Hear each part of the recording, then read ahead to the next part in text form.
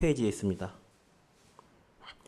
마태복음 16장 1절에서 4절 찾으시면 봉독하시겠습니다. 바리새인과 사두개인들이 와서 예수를 시험하여 하늘로부터 오는 표적 보이기를 청하니 예수께서 대답하여 이르시되 너희가 저녁에 하늘이 붉으면 날이 좋겠다 하고 아침에 하늘이 붉고 흐리면 오늘은 날이 굳겠다 하다니 너희가 날씨는 분별할 줄 알면서 시대의 표적은 분별할 수 없느냐? 악하고 음란한 세대가 표적을 구하나 요나의 표적밖에는 보여줄 표적이 없느니라 하시고 그들을 떠나가시니라. 아멘. 우린 이번 한 주 마태복음 16장 1절에서 12절 말씀을 통해 흐름을 바꾸는 자라는 강단 말씀을 받아왔습니다. 본문 대지 1번에 시대의 표적 속으로 들어가라 말씀을 붙잡고 오늘 말씀을 전달하려 합니다.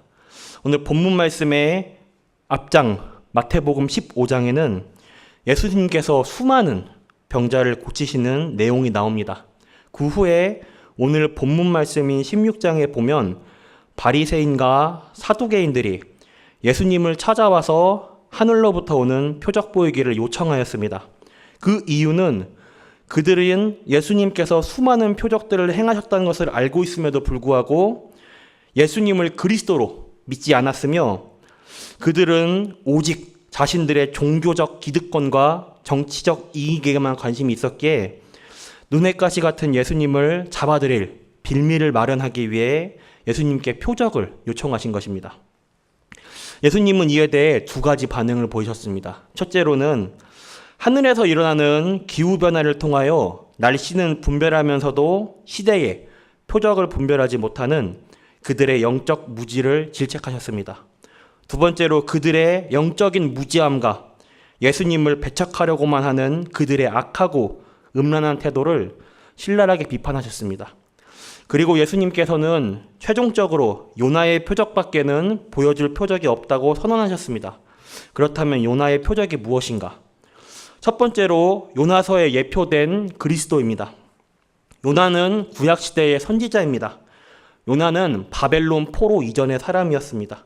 그런 요나에게 하나님은 그 당시 최강대국 아수르의 수도 니느웨에 가서 복음을 전파하라고 하셨습니다. 그런데 요나는 니느웨에 가기 싫어서 정반대 방향인 다시스로 갑니다. 다시스는 당시의 세계의 끝으로 알려진 곳입니다. 요나가 이렇게 한 이유는 니느웨 사람들에게 구원의 기회를 주고 싶지 않았기 때문입니다. 왜? 요나에게는 이스라엘에게 오랫동안 뿌리내린 문제가 있었습니다. 바로 선민사상입니다. 그것은 이 복음을 자기들만의 것으로 이스라엘의 복음으로만 생각했던 각인, 뿌리, 체질입니다.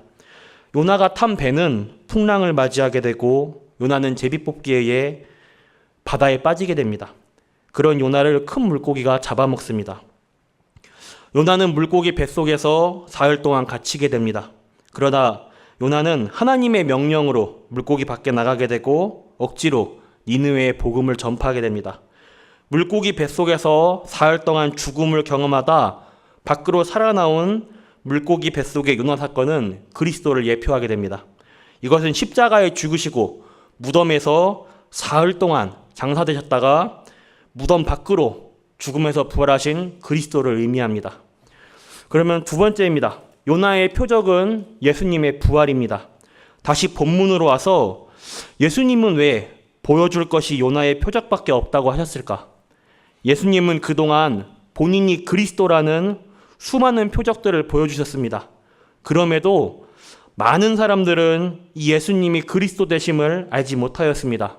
그러나 요나의 표적, 곧 십자가의 죽음에서 부활이라는 이 표적은 예수님이 그리스도라는 결정적인 증거가 됩니다.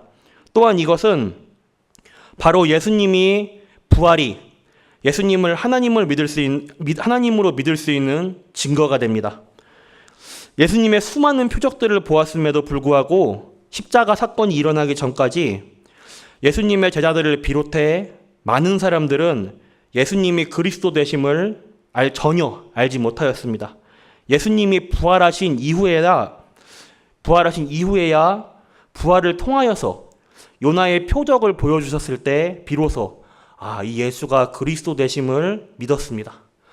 이런 이유 때문에 예수님께서는 자신이 하늘로부터 오셨다는 결정적인 표적으로 요나의 표적, 즉 부활의 표적을 그 증거로 제시하셨습니다.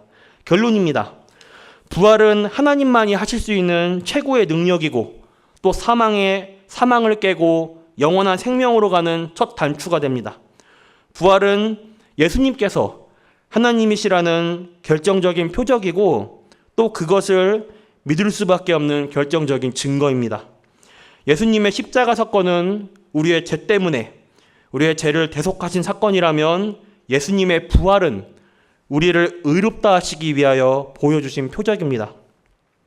이 부활하신 그리스도가 나와 성령으로 함께 하십니다. 오늘 하루 어떠한 상황과 사건, 문제 속에서도 최고의 임마누엘을 누리는 가운데 승리하시는 전 성도님들 되시길 바라겠습니다. 기도하겠습니다. 하나님께 감사드립니다. 예수 그리스도를 믿음으로 우리를 하나님 자녀로 삼아주셔서 감사합니다. 십자가에서 우리를 위하여 죽으시고 부활하신 예수 그리스도가 흑암 권세를 꺾으시고 승리하셨고 나를 죄와 저주에서 해방시켜 주셨고 나의 하나님 만나는 길 되어 주심에 감사합니다. 오늘 하루 임마누엘 축복 누리는 가운데 최고로 승리하게 해주시옵소서. 살아계신 예수 그리스도의 이름으로 기도드렸습니다. 아멘.